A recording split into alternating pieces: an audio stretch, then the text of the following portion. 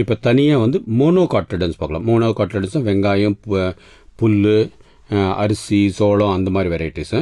மோனோகாட்டிலிடன்ஸில் இருக்க ரூட் வந்து நம்ம வந்து புல்லை பிடிங்க பார்த்தா கீழே எப்படி இருக்கும் இல்லையா, அதான் மெயின் திங். பட் அதை கட் பண்ணி அந்த ரூட்டு எப்படி இருக்குன்னு பார்க்க போகிறோம். ஸோ ரூட்டை கட் பண்ணி மைக்ரோஸ்கோப் அடியில் வச்சா ஃபஸ்ட்டு லேயர் வந்து எபிடர்மிஸ், அதுக்கு அடுத்து உள்ளுக்குள்ளார போகிறது கார்டெக்ஸு, கார்டெக்ஸ்க்கு உள்ளே இருக்குது எண்டோடர்மிஸ், அதுக்குள்ளே இருக்குது ஸ்டீலு. ஸ்டீலில் தான் வாஸ்குலார் பண்டில் இருக்கும். வாஸ்குலார் பண்டில் தான் ஜைலம் ஃப்ளோயம், இந்த தண்ணி உரியிற சக்தி இருக்கிறது.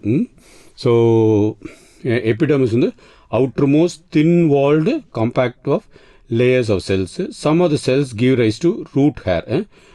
But generally வந்து monocotyledonous root hair இல்லைன்னு நம்ம இது பண்ணிக்கலாம். The root hairs are unicellular, lie in contact with soil water. Both epidermis and root hair are devoid of cuticle. These help in absorption of water and minerals. Cortex. Cortex it is broad zone of parenchymatous cells. Parenchyma cells. The cells are thin walled and enclosed intercellular spaces. And enclosed intercellular spaces, they normally store food. The cortex provides for radial movement of water and minerals from epiblemma to the root interior. அடுத்து endodermis. It is single layered and made up of barrel shaped cells which do not enclose intercellular space. The young endodermal cells possesses an internal stripe of suberin and lignin, which is known as Casparian strips. Endodermal cells lying opposite the protophyllum group, however, remains in the primary stage with usual Casparian strips. These unthickened cells are called as passage or transfusion cells. These cells help in conduction of fluid and minerals from cortex into the xylem. Conduction of cortex into the xylem. Steel. ஸ்டீலில் வந்து என்னென்ன இருக்கும்? Pericycle இருக்கும், vascular ஸ்ட்ராண்ட்ஸு and pith. பெரிசைக்கிள்னா என்னது? It forms the outer boundary of the stele. Pericycle maybe uniseriate, unicellular தான் யூனிசெரியேட்னு இருக்காங்க. மல்டி லேயர்டாக இருக்கலாம்.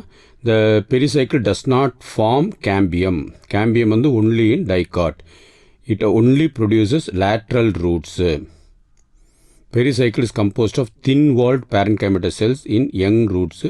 Later, it becomes thick-walled in many monocot roots. Pericycle. So, and vascular strands. Vascular strands are xylem and phloem. Vascular strands is in the form of several alternate and radial xylem and phloem bundles. The vascular bundles are arranged in the form of a ring around the central pith. Xylem bundles are exarch. Example, protoxylem lies towards the outside while the metaxylem faces inward. Due to the pressure of numerous xylem bundles and exarch condition, the xylem of monocot root is polyarch. Protoxylem vessels are narrow while the metaxylem vessels are broad. Xylem provides mechanical strength and helps in the conduction of water and mineral salts. Phloem and xylem are separated from each other by means of narrow strip of conjunctive tissue. Adala connective tissue, conjunctive tissue. The phloem cells store food in parenchymatous. These provide mechanical strength on becoming sclerified. They are involved in the formation of cambium.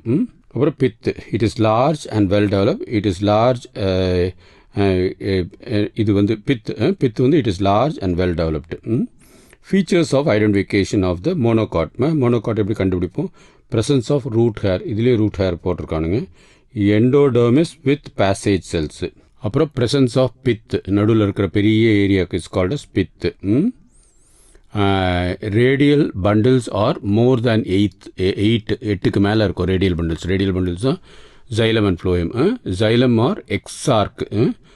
அதில் வந்து எண்டார்க்கு, இது எக்ஸார்க்கு. presence of exodermis. So exodermis, exarch இது ரெண்டும் ஞாபகம் வச்சுக்கணும். 8க்கு மேலே இருக்கும் radial bundles மோனோகாட்டுக்கு. So அதான் வந்து மெயின் டிஃப்ரென்சஸ்.